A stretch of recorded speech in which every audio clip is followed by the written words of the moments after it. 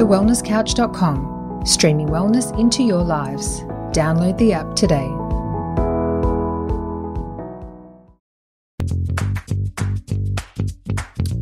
This is Up for a Chat with your hosts, Cyndi O'Meara and Kim Morrison.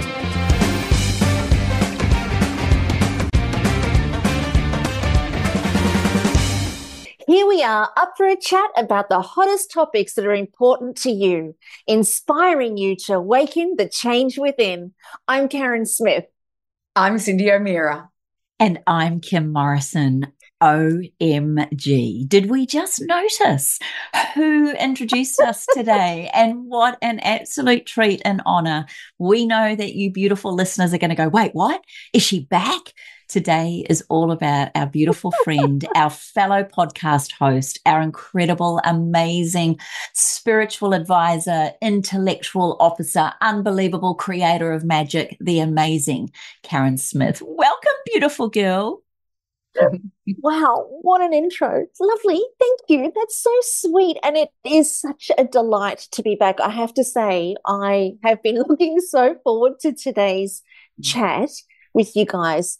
Honestly, when I saw it in my diary last week, I looked at it and I went, oh, okay, well, that gives me something really exciting to look forward to. We have felt exactly the same. I felt the same. We too, sweetheart. I've been so excited because our lives just like I've got grandbabies. Kim's kids are in Brisbane. And then we don't catch up enough. We just don't get to see each other. So I was so excited because I get to, number one, we get to catch up on what you're doing, how you're changing the world as you always do. And, it's so funny. Whenever it rains, I don't know why this happens, but whenever it rains, I think of you.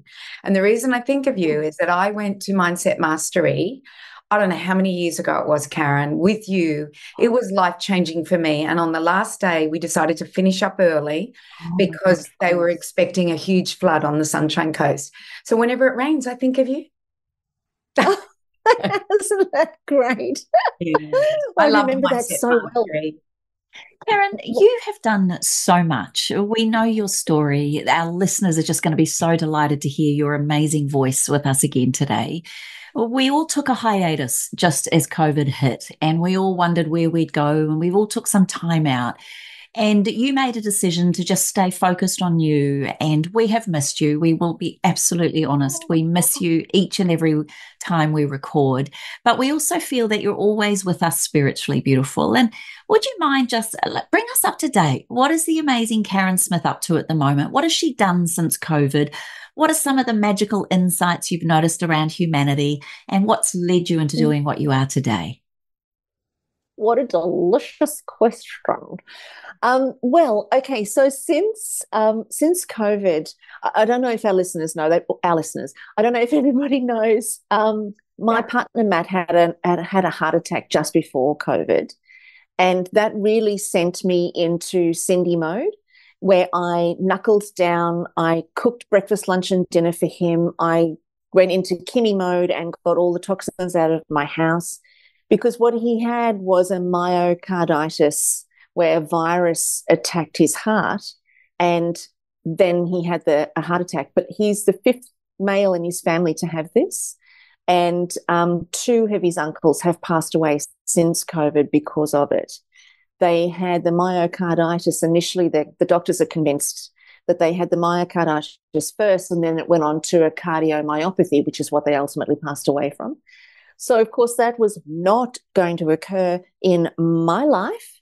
So I really just hunkered down and did all the things I needed to, and I shut down my business because I really couldn't focus on anything other than making sure Matt's immune system was functioning at its peak when we were all at our most vulnerable, so that then through the COVID and through the influenza A's and the B's and all the things that were just, out there, I just couldn't risk him getting another infection in any way, shape or form. So that was why I kind of went to ground.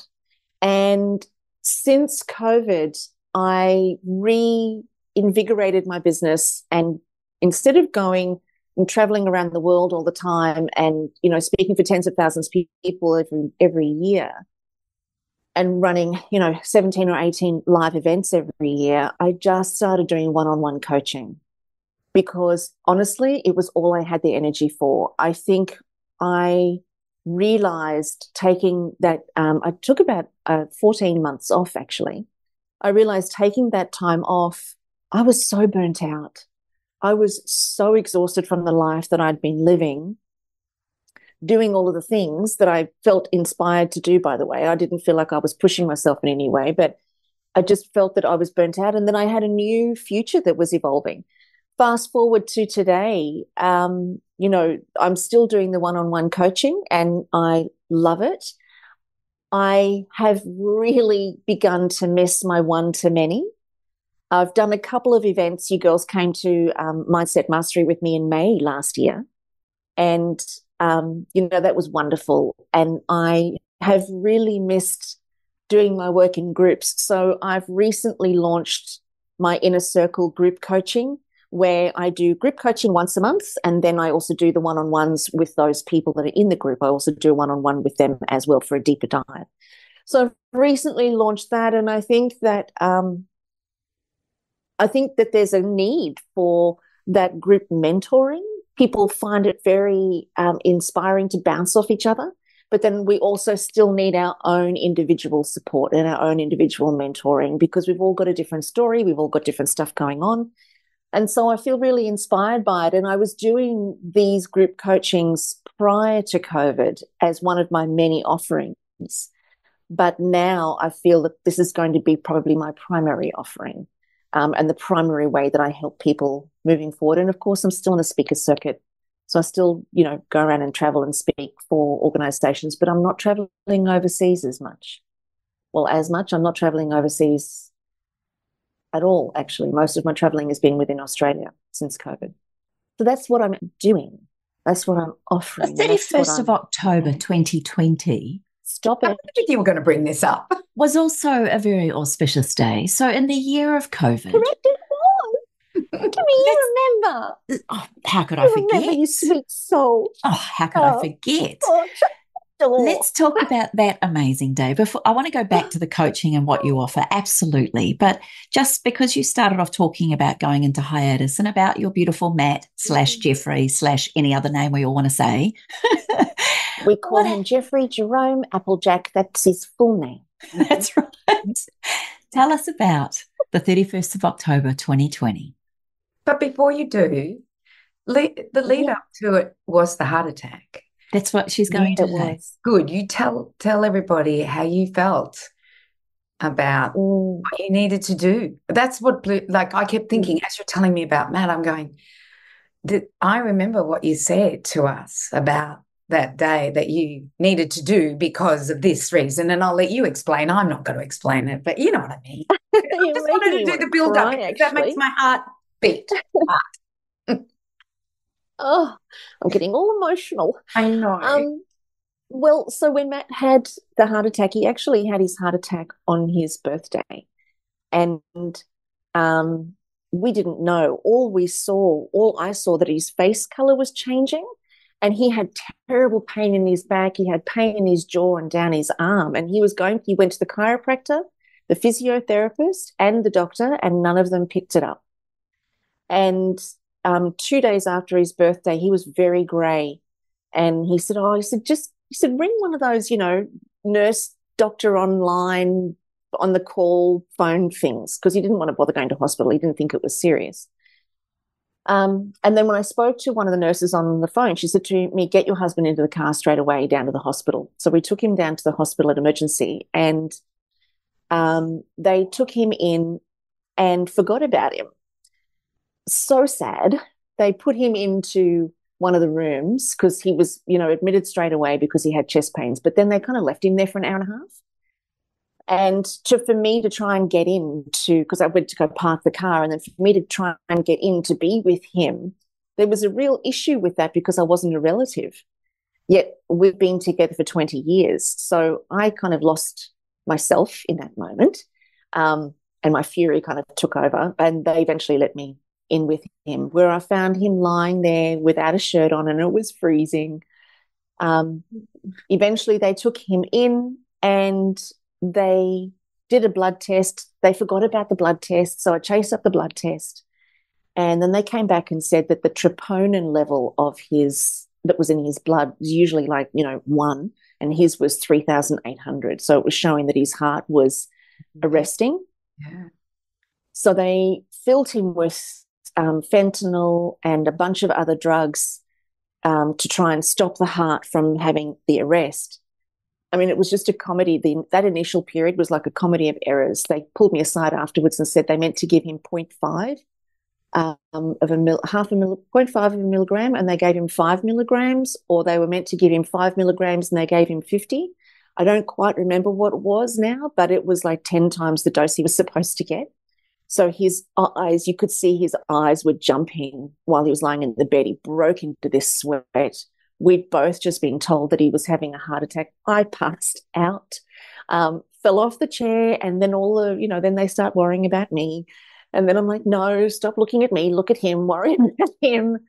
But eventually we, got sent up to a ward, and he was seen by some amazing specialists, and they were brilliant.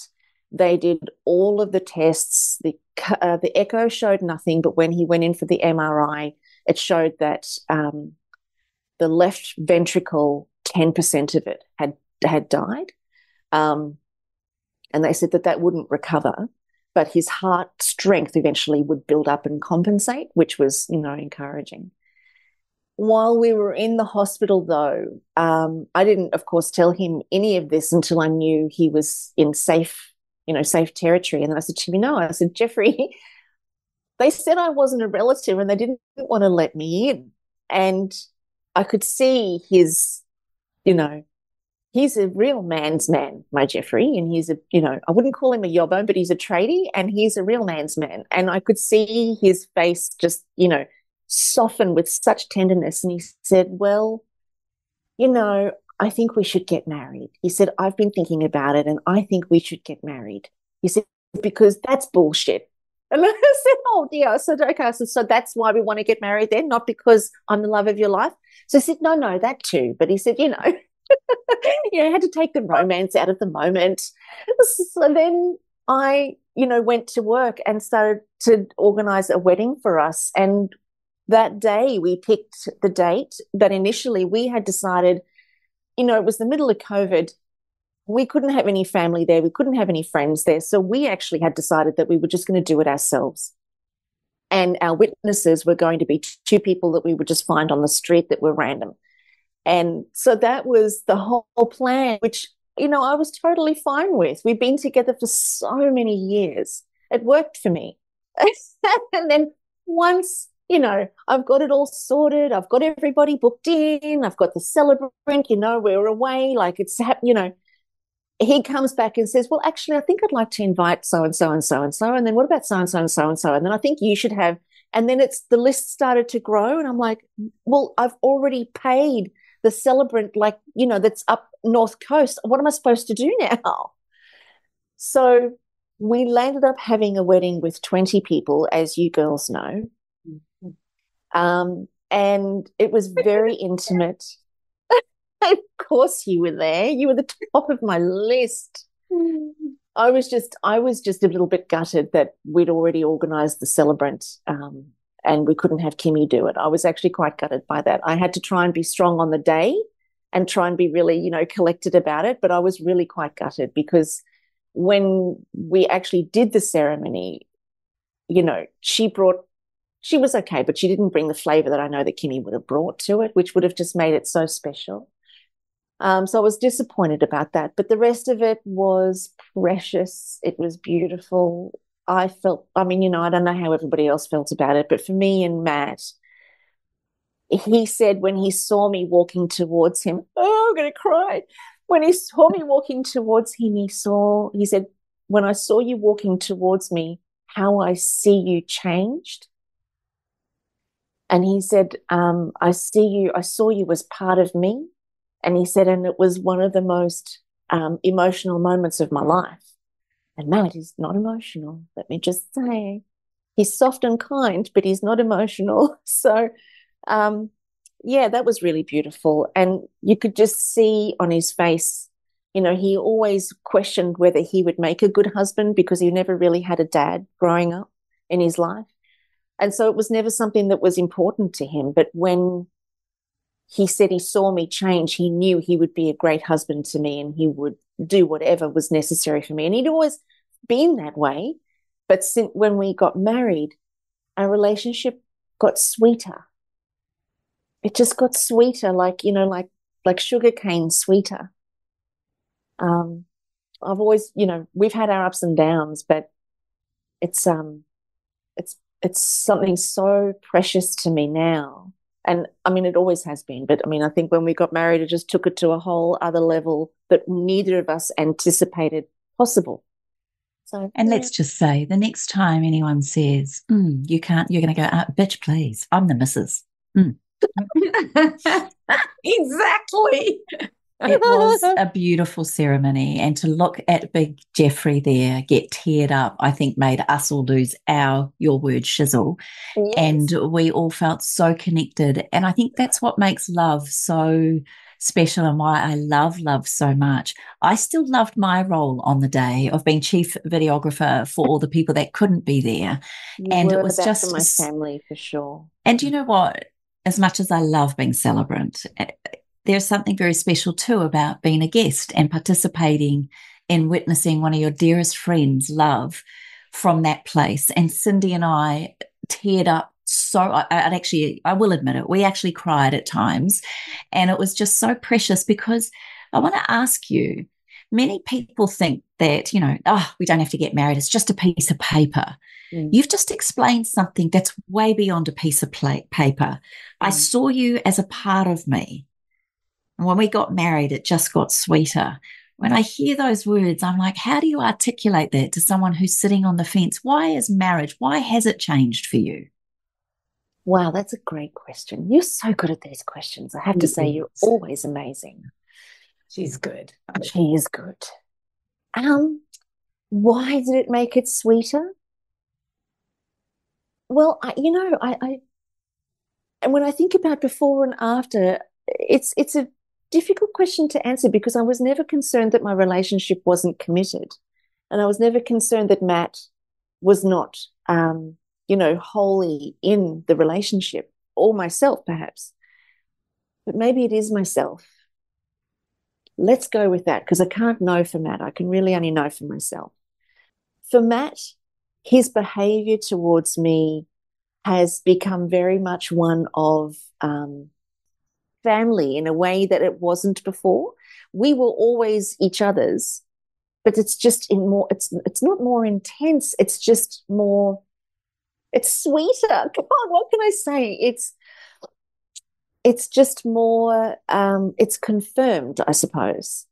I don't know that a piece of paper needed to do that for me, but somehow it brought us so close and it made us more of a team.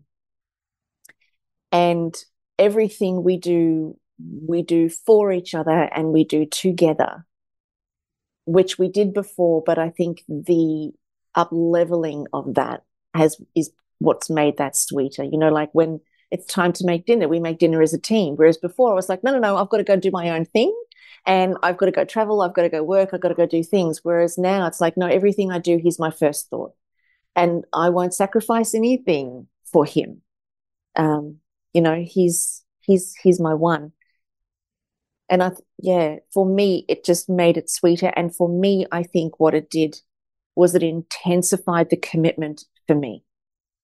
That's why it feels sweeter in me, because it intensified the commitment in me. For him, I can just say he's beautiful anyway. Perhaps it did the same for him. Maybe, I don't know. But I don't think I was ever on the fence, but my level of independence relaxed.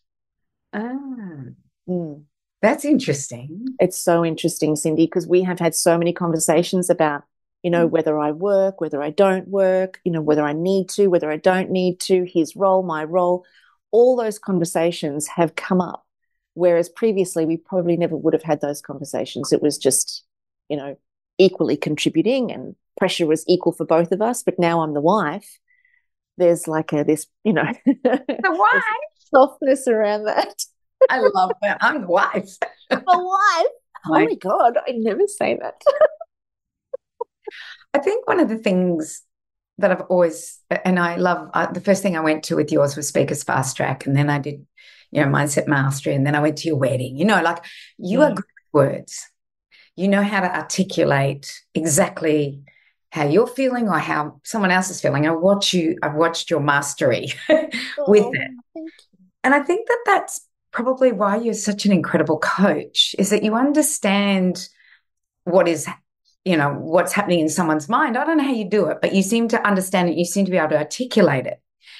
So for the people that you are coaching, because I'm interested in who you're coaching, what are their pain points and why are they coming to you for you to be like their GURU guru, because you are? What are the pain points and why do they come and what are they coming to you for? That is such a great question. And previously, when I was coaching, people would come to me for the growth of their business. And because business has always been a bit of a natural talent, I think I got it from my dad.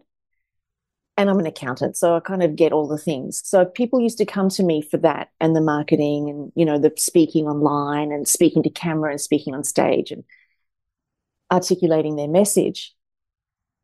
It's so interesting, though, this time around, people are coming to my coaching for spiritual expansion. And it is so interesting because I think I've unlocked 10 levels of my own spiritual expansion since COVID. And it's so interesting how like attracts like. The people that I'm working with, some of them have their own business. Some of them are, two of them are retired. One of them is working for somebody else. And I've still got a couple of spots left in the group. So I've been really intrigued that they want the woohoo. They want the spiritual expansion. They want the understanding of the universe being my business partner and what that looks like. What does that mean? They want to know how they, manifest the things in their life based on their own vibrational frequency, how they can manage that. One of the things, I did a masterclass yesterday and we were talking about how the universe, you want the house, but the universe won't bring you the house. The universe's currency is energy. So as the universe and consciousness is communicating and giving you what you're launching and asking for, it doesn't give you the thing. It gives you the energy for the thing so that then you can line up and match the thing and the vibration of the thing. So, and that's my mat there in the background, everybody who's watching this on YouTube. So we spoke about a lot of that sort of stuff. We spoke about alignment. We spoke about the ancient wisdom that can be found in astrology, which I've been studying for the last 3 or 4 years, and how there are absolute roadmaps and keys in our birth chart that tell us the things to overcome and the directions to, pursue in this lifetime. And until I had studied it, I think for even myself, I was up against, should I go this way? Should I go that way? Should I do this? Should I not do that? Should I do this? Should I do that? And when I understood these aspects of the chart, it was like the lid lifted off and I had permission to just fully and 100% be myself, cut loose, be free, not care, just go for it. Because at the end of the day, we're all ending up in a box. And if we don't follow what our souls and our higher selves' purposes are, we're always going to feel that little bit of sense of unfulfillment and a little bit of a void.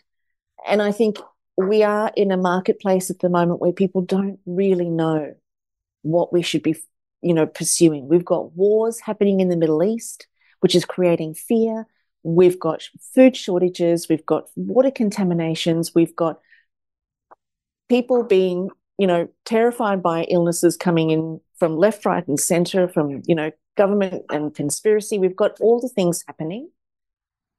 So I think that we are in a changing phase. We are moving into a different phase of consciousness and humanity. And I think greater certainty and anything that gives us clues, believe it or don't believe it, it doesn't really matter. But if it gives you a clue or if it gives you a direction, then that's profound, because I think we are looking to social media, we're looking to gurus, we're looking to other people to shine a light on what's going to be best for us. And the tragedy that I'm seeing on socials at the moment is everybody's saying, hey, I'll help you make $100,000 a month. Hey, let me help you make $20,000 a week. Let me help you make $5 million a year. What an absolute load of crap that is, because there is no shortcut to, that level of income, and there's no quick fix to that. But one thing I know for a fact, and this has got nothing to do with woohoo, and you girls I'm sure would attest to this, you focus on the money and that's all you focus on, the money never comes, because you're not a frequency match to the reason that you're supposed to be here, which means your energy is under tension all the time. Your body, your mind, your activity, everything is under tension all the time. And there's fear around money all the time, which means you never actually make the money you want to make. Because a frightened person who's grabbing, needy, unsure, think of any kind of relationship. If you're needy, unsure, and grabbing and, constantly in fear in any kind of relationship, that's going to cause a breakup anyway. No one can stand that kind of tension. Apply that to money. You can't think that money is going to be attracted to that. It's not magnetic in any way. So the kind of people that come to me at the moment are people that are looking for, let's say we're not saying you're not going to make money. Money comes, and more than you can possibly ever imagine, when we are lined up with our soul's highest purpose and our deepest desires. And for most of us, we know what that is. But do we know it to the fullest extent? Do we know the full picture of that? Probably not. That's why most of us are sort of sitting around with that little bit of wanting, that little bit of extra desire that feels a little bit unsatisfied. So sorry, very long answer to your question. I do rant, don't I? I do rave. I still do that. It's hypnotic. It is hypnotic, and I actually agree with you. There seems to be a spiritual war on, and people need to find a higher purpose for what they're doing. I often quote Steve Jobs' lecture that he gave to a university graduation. And one of the things that he says is, do what you love, because you're going to be doing it a long time. And the love will give you the persistence to keep going when everything else seems too hard. So I remember him saying that. And I also remember him saying, in hindsight, he sees why he did certain things through his university, because it enabled, like one of the things he did was a calligraphy class. He drops out of university, he does a calligraphy class. He doesn't know why he's just doing it because he loves it. And he basically does, that's why he's got Times New Roman. And, all of the texts that we see is because he did that calligraphy class. And then he understood the purpose of that calligraphy class. So do what you love, which is what you're talking about, not do something because it's going to make money for you. I'm going to become this because I know I can make a lot of money doing that. Yeah. So I love that people are coming to you, because I believe there is a spiritual war. And it's not just me who says it. There's lots of people that are now saying it. And it's quite scary, actually. I had this chance encounter meeting with a gentleman the other day at swimming. I'd never seen him at swimming before. And he said something and I said something. I said, oh, what's your name? And he said Dave, which is my dad's name. And then we locked eyes for 30 minutes and talked about the evil in the world. I don't know how this happened. I have no idea, but he just talked about that there are forces out there that we need to be aware of and to, make spiritual connections, like what you're talking about, Carren. And here you are, positioned after I've had this conversation with him. You sit, your position there doing this. I had no idea this is what you were doing. But it shouldn't be surprising to me, but I think it's brilliant. Well, I think I did a podcast on this actually because I was feeling the same thing that you did. I did it on Karen's couch maybe 2 or 3 months ago. And it was light versus dark. And it was definitely how there's this clear delineation between those that are swimming in the darkness, and the darkness, and it's not necessarily a truth, but it's just like a way, it's just a languaging distinction. But the people who are doing things to hurt others, 100% there. And I think of two football fields almost. So they've got this one football field where we do things to hurt others. We plan to manipulate. There's nothing but deceit and lies. And then there's also people who are caught up in that are buying into it, that are believing it and seeing that making that their truth. And, we saw that with COVID online, and we still see it now. The people who were bought into it and would fight for their point of view and make everybody else wrong, and were caught up in so much fear, and it was very intense. And it's a very slippery slope, because the more you listen to that sort of stuff, the more it tends to drag us that way. And then there's the light on this side, where we don't even listen to that. We're not paying attention to that because we can't trade our frequency for that. And it's almost as if it's that balance, because the more people buy into the fear and the belief in all of that, and it's there. There's no mistake about it. There is always dark and light. There's always yes and no, hot and cold. It's always there. The duality is there. But the more we lend our energy to that, the more that grows. And if we agree or feel the fear and give our energy to that, because the universe's currency is energy. And that's not just me talking as woohoo. Science will tell us that. Jump into an MRI machine and it'll tell you how your energy's vibrating. So we know that everything is energy. If we give our currency, we lend any currency to anything that's of any level of darkness, and you know it because it feels heavy within yourself, then you're weighting the scales in that direction.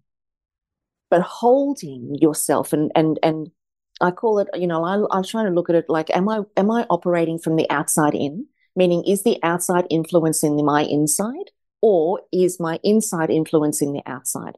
Because if my inside is influencing the outside, then the scales are weighted in the light, because I refuse to buy into all of the darkness and all the heaviness. Why? One, because it's universal balance. Two, because life is so friggin' short. It is so fragile that if I spend one moment of my life in heaviness and darkness, I'm wasting it. And none of us know when that day comes, when we're going to land up in a box. None of us know when that's coming. So it could be tomorrow. It could be this afternoon. It could be in 20 years. I don't know. No one's going to know. But I can tell you one thing for a fact. I know that everybody that's listening to this show, if you're given the option to have a life that is magical, blissful, filled with light, filled with incredible opportunities and experiences and deliciousness and juiciness, versus the heaviness of, watching the TV, listening to the radio, following the politicians, doing what they are saying, spending your money, spending your time, having conversations, entering support groups about that, bitching and moaning and blah, blah, blah. I know which one you're going to choose. And one is outside in and the other one is inside out. It just requires self-awareness, self-control, and a willingness to not ever compromise yourself for anything or anyone. I think that's the end of that statement. I just think what you're incredible about, not only the articulation, but also the ability for us to hear it from our own place. And I think that's a real skill that you have. You make, even though you might be teaching something universally or something globally or even something group-wise, you seem to have the ability to make each one of us feel like you're talking just to us. Is that something that you've realized is a skill of yours, that you can tap into that innate knowing of each individual that you work with? Because every single person that I've known that has worked with you, myself included, Cyndi included, have always come out a bigger, better person for it. How do you do that? Oh, my love, I don't actually know. Well, thank you. That's beautiful. That's really beautiful of you to say that. Um, I don't know. I don't know. Honestly, it's not something that I am aware of or I try to do. I think I feel you. I really feel you, and I really feel humanity. And from when I'm feeling humanity, then I share what's there for me. I think, since going through Bali, I don't know that I had this prior to being in the bombing, but since the bombing, um, I'm I'm getting greater language for it as time goes on. And I'm growing into myself as time goes on. We're 22 years next week. So I think the language, I think I feel the trees, I feel the stars, I feel the animals, I feel the ocean, I feel the street, I feel the grass, I feel, I watched a movie. I know, I'm rubbing my fingers together. For those of you that are listening online, I'm just rubbing my fingers together because I can feel it. It's visceral for me. And I think I'm growing into that so much more these days because I've accepted that, I've always felt it, if I'm honest. I've just been too scared to say it because I thought that people would think I was weird. But I remember the day that I was in the Bali bombing, I could feel the fish in the ocean. I could feel the pounding of the pavement underneath me. I could feel the twinkling of the stars. I could hear the sound of the trees blowing. I could feel the tires hitting the road. I was very sensitive to all of it. And I think since COVID, and I've kind of gone, this is what's there. What am I going to do with this? I've started giving language to it a little bit more. And so I feel things. I feel people. I feel the situation. I feel the energy. I feel the environment. I mean, I'm not totally woohoo in that I'm, not got my feet on the ground and it's not applied in a practical way because I still have to pay my credit card bill on Monday, otherwise there'll be problems. I still have all the life things. I'm still me. But I think I'm accepting of the awareness that the bombing has unlocked within me. And it's the awareness of humanity, yeah. I don't know if it's woohoo. They're now showing how the vibrations and the waves and in quantum biology and how one atom spins one way and its partner will spin and it could be miles away.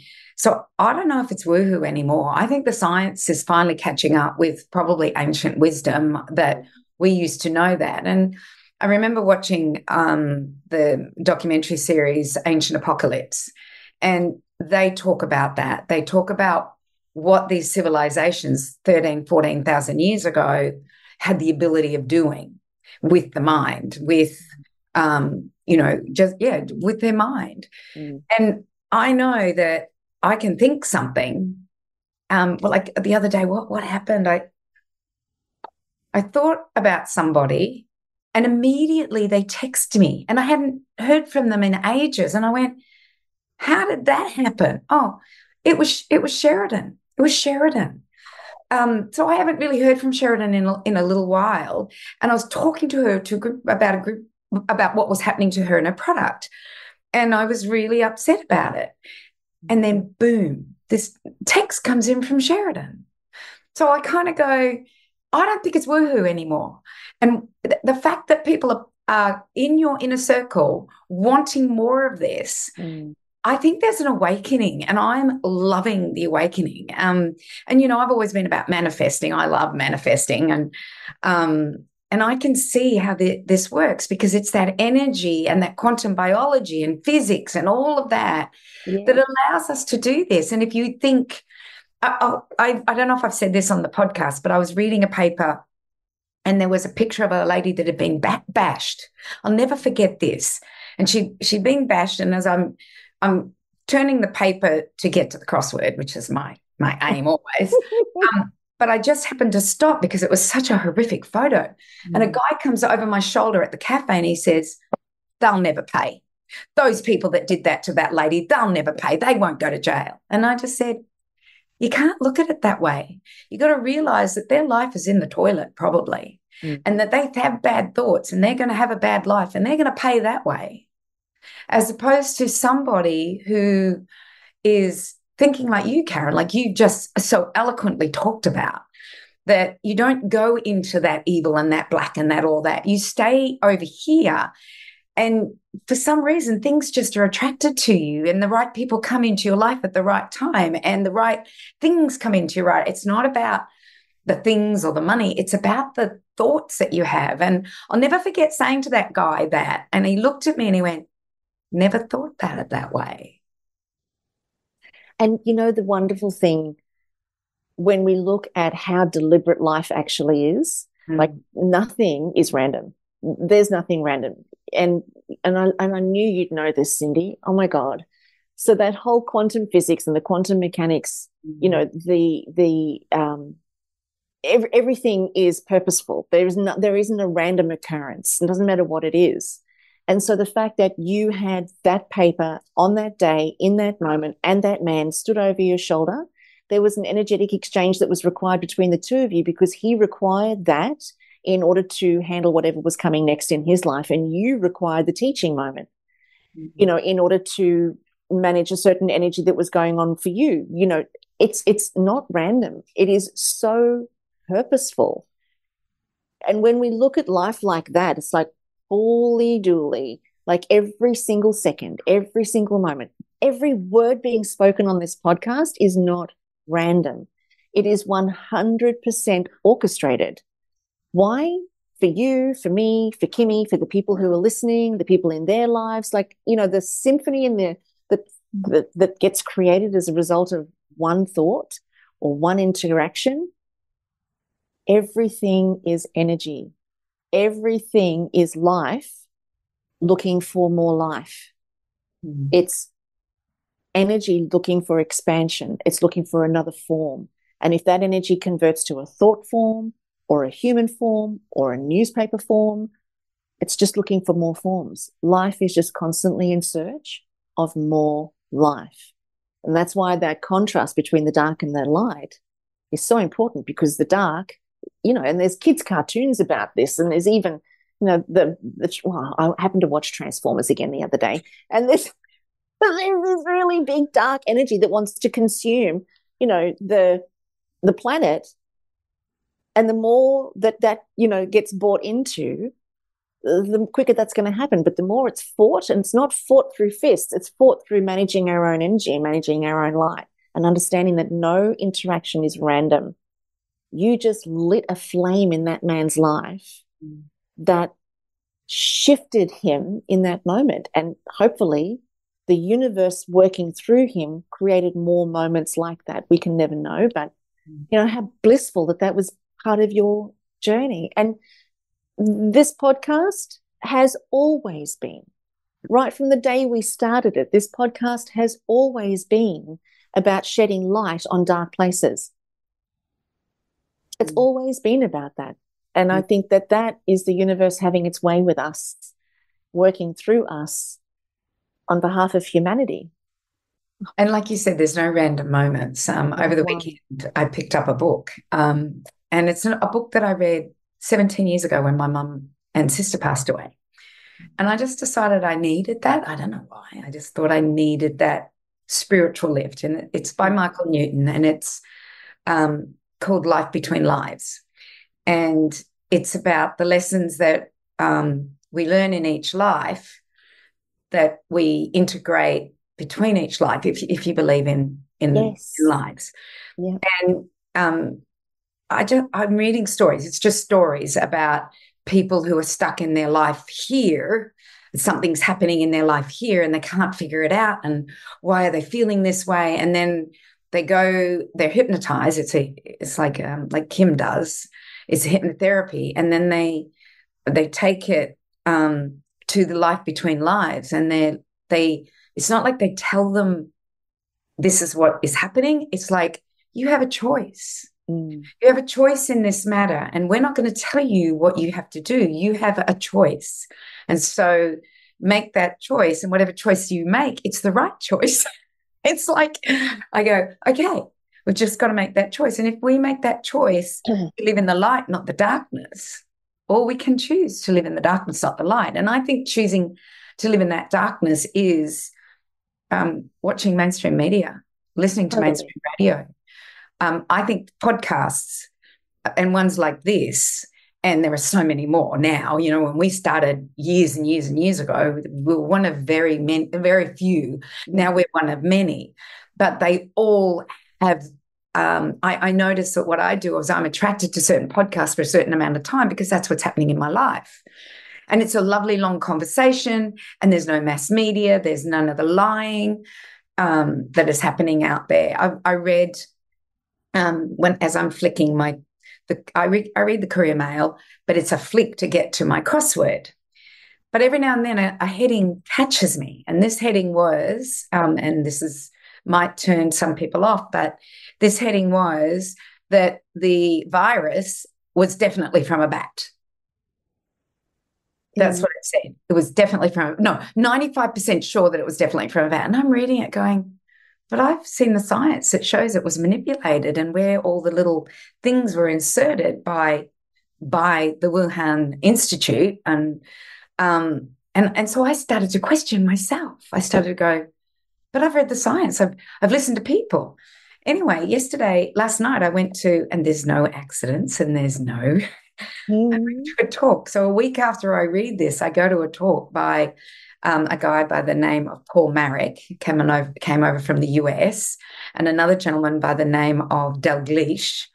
And they were both showing the picture of the virus. Now, why they did this, I don't know, but they showed the picture of the virus and they said, this is where the insertion is, this is what it is. It's a definite lab leak. Wow. Bioweapon. So, like you said, there's no random moments. I'm reading this book, we're talking, I read that. I go to a talk yesterday. It was a talk in Mumbai. I love it. I love what you are teaching, Carren, because the more you teach it, the more I think this is happening all the time, every single day. These non-random situations happen, and you're not on this show today for no reason. We've been wanting to have you on for ages, but it just seems like it's all making sense. Yeah. Yeah. And I think that's such a valid piece, is there is nothing random. It is all important. It's all purposeful. Now imagine living like that. Imagine living like that all the time. So that any moment we spend mindlessly scrolling, yeah, you might see something important, I'm sure, but while we're using it as a distraction, we're missing the opportunity to be engaged in the really important things that are going to enhance our experience of life. You know, any kind of distraction, if we're numbing ourselves with booze or sex or shopping or whatever, or, whatever we're distracted by, it's robbing us of those deliciously juicy moments where life's knocking on your door saying, hey, come play.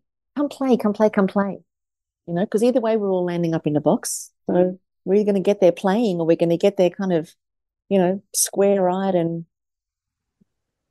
unfulfilled. Sorry. Beautiful girl. There is so much said around coaching these days. So many coaches are out there. There's so many people now portraying to be coaches and gurus and all of these things. Do you believe there's a coach for everybody, or is this a little kind of, I guess, phase that people are going through? Is it unhealed people, in your opinion, that are trying to do the healing? What is your thoughts around the type of coaching that's offered out there these days? And perhaps you could take us on the journey as to why your coaching has evolved now to include ancient astrology, which is kind of looking back on a lot of the beautiful lessons and tools and understandings that our forefathers and mothers have always, inverted commas, coached us by. It's a good question, Kimmy, because I agree with you. There's, the social media and the marketplace is flooded with coaches. And I look at it in two different ways. I think when you think that there was this time where there was lots of nutritionists and lots of personal trainers, in your industries. That's because people were really struggling with their health and their weight, and we were dying of obesity. And that's still the case, by the way. But so many people rose in the ranks of understanding and working with people to support them in that field. And I always look at it in terms of universal balance. You know, we get given an idea and we say yes to it. And so I look at, you know, even just my business as a coach, I look at it and I go, okay, well, you know, I didn't come up with it. I could have become a personal trainer. I could have gone ahead and opened up a bakery. Not that I would, but, you know, like I could have continued to be a beauty therapist, go with that. Or I could have been a dentist. Why did I get the inspiration to do what I'm doing? And it doesn't come from me. It comes from somewhere much grander, and it lands in us, and then we say yes. So then we become the custodian of our business. The business is not us. We're the custodian of our business working on behalf of universal business. So I look at it that way and I think, okay, well, if there's coaches popping up everywhere, it's because more people need coaching. And when we look around at the world, I think that that's actually true. And I don't think that that's not ever been the case. Statistically, we've always known that out of 1,000 people, one of them will be the leader. 999 are desperately looking for someone to follow. That statistically has been the case for, you know, generations. So I think now, instead of us calling ourselves leaders, we're calling ourselves coaches, and we're saying, hey, this is what's possible for you. And if you want the same thing for yourself, then you'll say yes to that, or you'll come and work with me. I think the challenge that we find at the moment, though, is that there's a lot of people that are using coaching as a vehicle for their own betterment because they think there's good money in it. And there are lots of people that I know personally that are doing that. And I feel like, you know, whatever. There's a place in the world for everybody. Whatever people decide that they want to do and however they want to communicate their message, the vibration is what becomes magnetic. It's not about who's doing it and whether they're right or wrong. You know, and I see some kids that are, you know, saying that they're coaches and they're 21 years old and they have no life experience and they're charging $3,000 a month. And I think, well, you know, gosh, if I could be your coach, then we could probably accelerate your journey a little bit. You know, because if that's what you're really called to do, then, you know, that would be great to have a little bit of support around that. But at the end of the day, there's room for everybody, and it's the vibrational frequency that's going to determine who works with who. I don't go out onto the street and drag people out of their homes and say they're going to work with me. My vibration is what people match with. And they either know that I'm right and that I'm a match for them, or they move on to somebody else. And that's totally okay. Because how much money I make, again, is based on my vibrational frequency. So if I'm competing or if I'm worrying about losing somebody or whatever the case might be, then I can't expect to have the universe match me with the kind of money that I want to make. The universe requires 100% participation, not 80%, not 60%, not 50%. You can't ask for 40 grand a month or 100 grand a month and then only play the game at 20% because you're frightened or you're competing or you're watching what everybody else is doing or you're unsure about yourself or you've got an I'm not good enough sitting underneath your feet. That's playing the game at 30%, 50% at best. So I think that part of what gives credibility, no, that's not the right word. Part of what gives completion, fullness to me as a coach is the part of what gives the complexity to me as a coach is the combination of lived experience, practical experience in business and finance, and then the spiritual connection that allows me to dial in to the person and to what the universe wants for that person. So ancient wisdom is a magical tool, and astrology is just one aspect of the ancient wisdom that I dive into. You know, I love the Hermetic philosophies, the ancient Egypt philosophies. We looked at the Kybalion. Remember when we did our hike? That's right.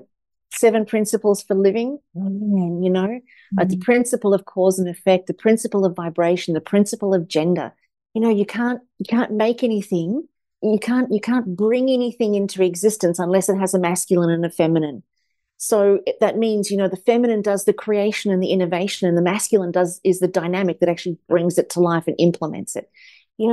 Those principles are profound, and they go back to before God was in small pants, it's like those sorts of things that just totally tickles my fancy. And I guess that's what aids to the complexity of the coaching that I provide for people, is that I'm able to draw on so much because I've experienced and learned and implemented so much, that there's so many different options. There's a million different ways to have a successful business, not one, a million.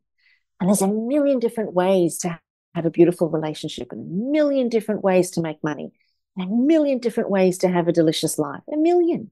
The journey of experimenting with that and exploring that, oh man, I really get my kicks out of that. I think it's cool. If we look back Did I answer that question? Yeah, you did really well. I started to think, well, let's look at a tribe. We had the chief. Yes. The tribe. Cyndi, yes. Yeah, we had that chief, and that's your coach. That's that leader. That's that coach that has the wisdom and the life experience in order to help the rest of the people in their spiritual growth, in their physical growth, in their emotional growth, in their parent growth, in their child growth, whatever it might be. Then you had the hunters, the people that went out there and had a task to do. And then the gatherers, the women and the children, and then the medicine man. And I keep thinking, you're so right that people need these. They haven't had that leadership in their own home or their own family or their own friendships or whatever it might be. I feel very fortunate. I feel like I've had an incredible lot of friends that have been my mentors and my help. Like, you two are big ones in my life. But I also, remember my dad. My dad was a great mentor. But we've interviewed people and they've told us their life stories, and they didn't have that. And they're the ones that really require that coaching. And that's why you're right. I didn't think about it that way. I love it. Sorry, I just reiterated what you said, but no, not at all. It's perfect. No, I could actually feel that. Yeah. Well, yeah. Love it. Yeah. And do you know, perfect. since you've been in this time, sorry, beautiful girl, but in this time also, since we last spoke, not only have you studied ancient astrology, you've also become a yoga instructor. It's almost like you've gone down this beautiful path of your own self-discovery.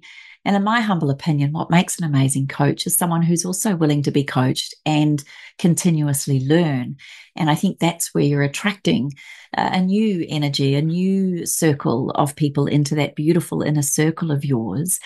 I'm curious, I hope you don't mind, both of you, me going a little bit left field here, but you have touched on Bali, and I noticed that there's a new Bali television show or some documentary, or no, I think it's a series or an actual dramatic show on Netflix maybe. Have you been approached about that? Because your story is one of the most magnificent. I say magnificent because it was so wholly huge, as far as what you went through and what you came out the other side with. Does that worry you, concern you? Does it even not bother you that there's now a television show about it? Well, I don't know if it's new, and correct me if I'm wrong. I'm not sure. A girlfriend of mine sent me a photo of it the other day. It's brand new. I'm pretty sure. So this isn't the one that was done in 2022? No, apparently it's a new television show. It's an actual, I think, drama series. And that's why I was wondering if you knew about it, but clearly none of us do. But no, I just didn't know. I don't know about it.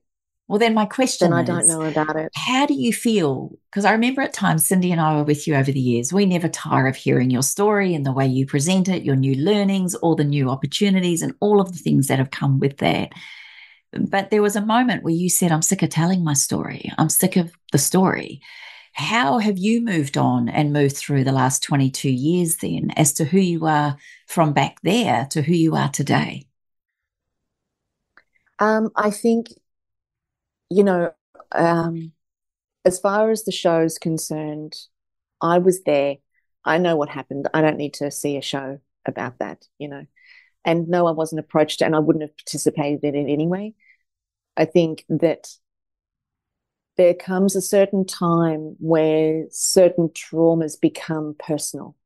And, when I was talking to you guys about, not really wanting to tell my story anymore, it was because it's just personal for me now. Like it's just my journey. It's not my identity. I've overcome the trauma of it. And so now, with the anniversaries and, because Greg's anniversary was 2 days after the bombing anniversary. So it's, very close there. So when I think of the anniversaries each year, for me, it's just a very personal, very private time. I am still on the speaker circuit, and for the most part, people want to hear the story. So I share the story and I share the parts that are going to help create the transformation for people. But, the deeper parts of it, that's really for me. And the way that I look at that experience now is not looking at it from what happened. I look at it from who was I there? What actually was happening? And what actually was happening was probably the most inspiring time of my entire life. It was my most courageous. It was my most lucid, my most clear, my most free version of myself, where my personality, it was almost like that was the case for all of us. Our personalities all got blown up, and what was left was a very raw, very real experience of truth amongst us. So when I look at who I am from that now, I remember back to Bali so that I can remind myself of the rawness of what I actually am, so that then I don't have to have my personality get in the way of my life. And I work really hard on that, because I'm just like everybody else. I get upset with things. Somebody cuts me off on the street. Oh, look out. If somebody hurts an animal, or, there's things that I see and experience that just makes me want to lose myself. But it's times like that where I'll try and remember Bali, and I'll go, well, you know what? I was raw, real, and without personality there. That's ultimately, for me personally, that's the biggest lesson for my life, is to leave my personality behind and to be able to be as naked as I possibly can for my own self-experience, but also for others. Because one thing Bali has taught me is that for me, my life is for humanity. My existence, my whole existence is for others. I enjoy being here, but my whole existence is for others. So I can't serve in any way, whether it's 1-on-1 or 1-on-10 million. I can't serve in any way if my personality is in the way of wants, don't wants, likes, dislikes, all the dramas. And I know that that sounds really far-fetched, and that's probably very difficult for anybody to wrap their head around. For me, it just feels like that's the biggest acknowledgement since COVID that has brought me to where I am today. And of course, I'm still a work in progress and evolution. But that's been the biggest acknowledgement, is to live without the personality and to put the ego side of me aside and to see what's left is very raw, it's very real, it's very clean, it's very soft. And there's a lot of love, and there's a lot of meaning in that side of myself. But when I'm my personality with my things and my dramas and there's not a lot of meaning there. And for me, I find that side of myself quite irritating and boring. Sense? Oh, I've said things that I've never said before here, and I feel very revealed. We're girlfriends. We're just having a chat. That's what we're called. Totes to that. Up for a chat. Totes to that.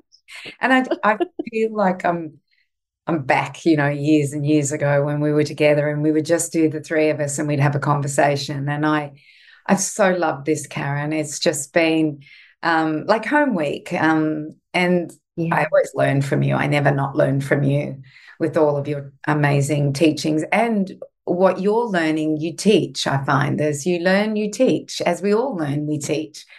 And that's our best way of doing it. So Kimmy's crying. Oh, Kimberly. I'm not crying. I'm just like, wow, this is such a, I think this is a reminder of the importance of connection and of relationships, and that true friendships never change or die. Or they might change, but they don't. Real connections. There's a purity and a language that probably can't be articulated. And I'm sure our listener is feeling the same, that the three of us created something together that was very unique in its time.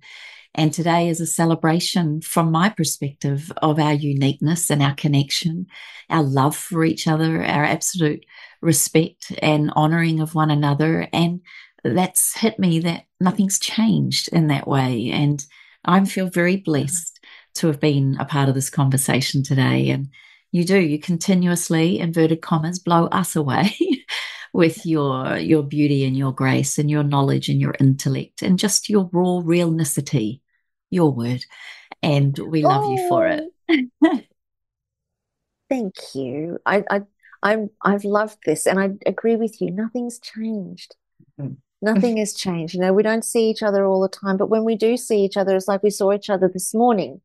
You know, that's real friendship. That's real connection, as you say, Kimmy. You're spot on. And I'd love to do this again. It's been beautiful. We will. We'll make sure we do. We'll get you on periodically. And we'll be holding you to that. We'll see you next week. Yeah. But I'm just thinking, you know, if something new is happening in your life, we want to hear about it. So they still go to carrensmith.com. Is that where they go? Go to Carren's. Yeah, everybody can go to carrensmith.com, or probably on my socials is a good place at the moment. I'm getting my website redesigned. So what's up there at the moment is just a very basic Canva template that I did myself. So, but I'm getting that redesigned, and that'll have a lovely new flavor shortly. Yeah. But if you're interested, if anybody's interested in the inner coaching, you can either grab me on social, send me a direct message on socials, or you can email me at info@carrensmith.com. Good. Now remember, and you'll get me directly. Any new listener, that's Carren, CARREN, Smith.com. Well, you two are just magnificent women. You're incredible. I think we could talk forever. Maybe we need a long Italian lunch or something. Well, I think we should. When are we doing that? Well, your anniversary's coming up. Maybe it should be an honouring of your beautiful wedding day and all of the beautiful things that we got to experience, because ultimately the three of us love love, and we love what this is about. And I really also love the fact that you both agree with, and we all agree, that this podcast has always been about shining the light. And if our listener can feel like they're a fly on the wall listening to three chicks just have a conversation, then that is ultimately the pure gold in this. So thank you, beautiful girl. Ditto back at your cat. Thank you for having me. This has been a production of TheWellnessCouch.com. Check us out on Facebook and join in the conversation on Facebook.com/TheWellnessCouch. Subscribe to each show on iTunes and check us out on Twitter. The Wellness Couch, streaming wellness into your lives. Whilst the Wellness Couch presenter endeavor to provide accurate and helpful information to their listeners, these podcasts cannot take into account individual circumstances and are not intended to be a substitute for health and medical advice from a qualified health professional. You should always seek the advice of a qualified health professional before acting on any of the information provided by any of the Wellness Couch podcasts.